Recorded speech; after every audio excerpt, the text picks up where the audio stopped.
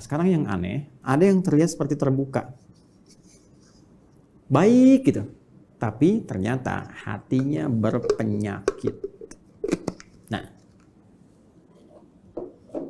penyakitnya ini berbeda dengan penyakit-penyakit yang kufur tadi, penyakit-penyakit yang fasik tadi. Yang ini lebih kronis sifatnya.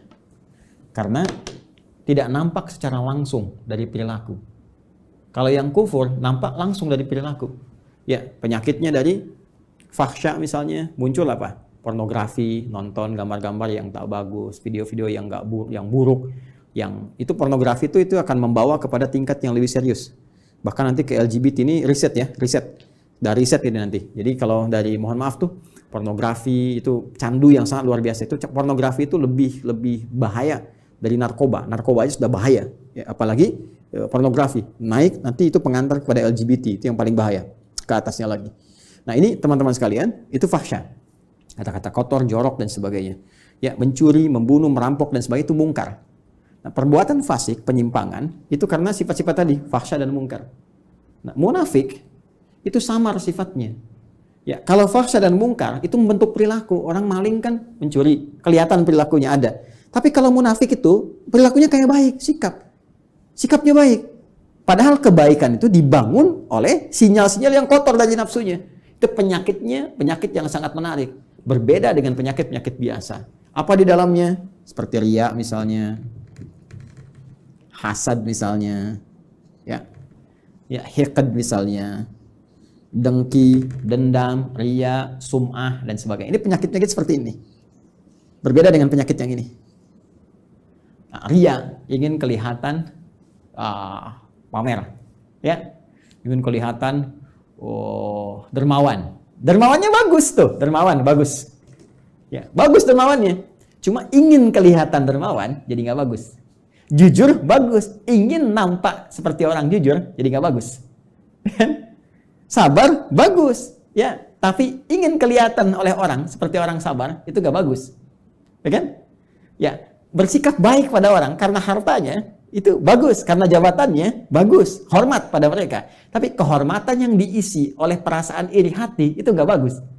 Hormat, ya maaf, ya di wajahnya ada senyuman, masya Allah Pak, Bapak itu luar biasa, bisa punya jabatan seperti sekarang. Cuma di hatinya, mudah-mudahan Bapak besok kehilangan jabatan. Itu hasad. Keinginan meruntuhkan kenikmatan diperoleh orang lain. Itu hiqd. Tuh, ini bahaya. Itu yang disebut dengan sifat-sifat ini melahirkan sifat nifak yang membentuk munafik. Tipikal golongan ketiga. Jadi orang munafik itu sama-sama yang ingin saya sampaikan punya penyakit di hatinya. Punya penyakit di kolbunya. Ya, penyakit yang melahirkan dampak kepada fisik disebut daun. Penyakit yang melahirkan dampak kepada jiwa, sumbernya dari kolbun disebut maradun. Jadi orang yang sedang riya itu maradun, orang yang sedang hasad itu kena penyakitnya maradun. Orang yang hiqd, dengki, ya, dendam itu maradun, ada penyakit di kolbun. Kalau satu orang, kalau banyak orang, ya, maka jamak bentuknya dari kolbun jadi kulubun. Ya, di kulubnya ada apa? Ada maradun. Karena itu kalau ditanya kemudian, kenapa orang munafik itu bermasalah imannya? Kenapa dia menipu dirinya sendiri? Di ayat 9, ya kan? Kenapa dia mencoba menipu Allah dan orang beriman? Padahal tanpa sadar dia menipu dirinya sendiri. Karena di kolbunya ada maradun.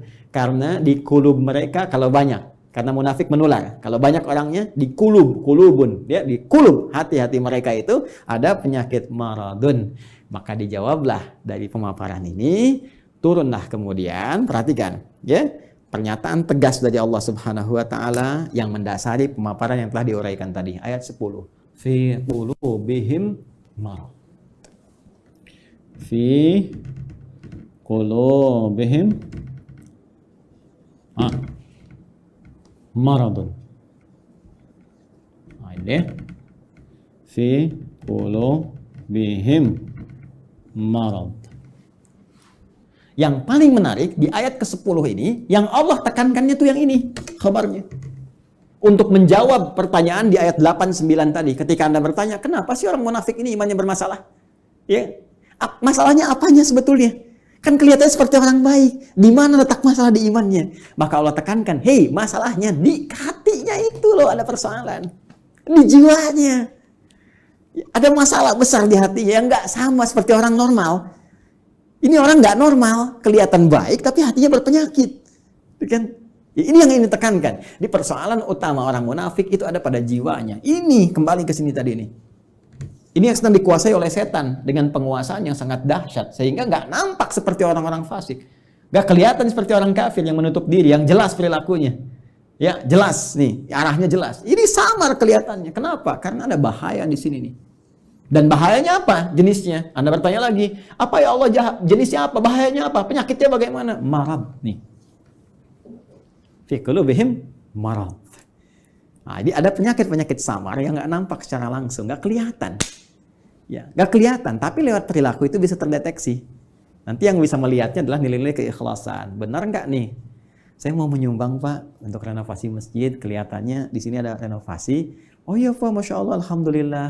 Sampai sini masih bagus. Berapa Pak kebutuhannya? 5 miliar. Nggak usah. Biar Pak, nggak usah buka sumbangan. Biar saya aja yang nyumbang. Kan? Sampai sini masih bagus. Benar Pak, iya nggak apa-apa. Ikhlas Pak karena Allah. Bismillah. Nih 5 miliar. Tapi mohon Pak ya, nanti pas Jumatan dikasih tahu bahwa saya mengatasi semuanya ini. Kalau perlu di akun Bapak sebarkan dari Sabang sampai Merauke. Nah, mulai muncul. Jelas ya? Nah, ini hal-hal demikian. Nanti kalau ini dikuasai terus, dipelihara terus, maka mulai nanti muncul tindakan-tindakan anarkis dalam kehidupan. Terbawa nanti. Mula-mula nggak enak fisik. Ini penyakit munafik ini berbahaya. Marad itu lebih berbahaya daripada ya, pusing karena penyakit fisik. Ya, telat makan, asam lambung naik, pusing dan sebagainya. Itu obatnya obat fisik. Dawa, minum sesuatu, ya, enak, nyaman, sudah selesai. Tapi karena munafik, ini bahaya. Pusing karena ria, repot tuh. Obatnya nggak ada di rumah sakit. Ya, silakan datang ke rumah sakit, konsultasi pada dokter spesialis. Saya pusing dok. Di mana Pak? Hampir semua keadaan kepala saya, depan, kanan, kiri, belakang pusing. Apa gejala yang dirasakan? Itu Pak, kalau tetangga saya beli handphone baru, saya pusing yang kanan. Kalau dia beli kulkas, pusing yang kiri Pak. Kalau dia pesan sesuatu yang baru, oh pusing yang depan. Nah itu, ini pasti yang ini nih. Ya, ini bahaya. Fazadahumullahu marada, kalau dia nggak taubat, terus dipelihara, dikoleksi, apalagi dihiasi oleh setan dengan hiasan-hiasan fata morgana, ya nanti dapat ini loh, dapat itu loh, ya terus dikemas seperti Abdullah bin Ubay bin Salul, ingin dapat kedudukan di Madinah, terus dia pura-pura, ya apa beriman, ya supaya dapat simpati, terus pakai pakaian seperti orang beriman supaya dapat perhatian-perhatian, dekat dengan Nabi, tapi di belakang merencanakan hal-hal buruk, ya. Anti terhadap Nabi, ya, mau bahkan mengeksekusi Nabi, bikin tempat makar kepada Nabi dan sebagainya, Masjid Dirar itu kan, dan seterusnya, sampai wafat dalam keadaan yang mengenaskan. Itu hidupnya kolokan, kan? Hidupnya sangat mengecewakan, bikin susah, tapi matinya begitu kolokan. Dan itu kan sifat yang menular terus, tanpa batasan, waktu, dimensi dan sebagainya, terus naik dia. Makanya kalau ditemukan lagi kekinian misalnya, nah itu hati-hati.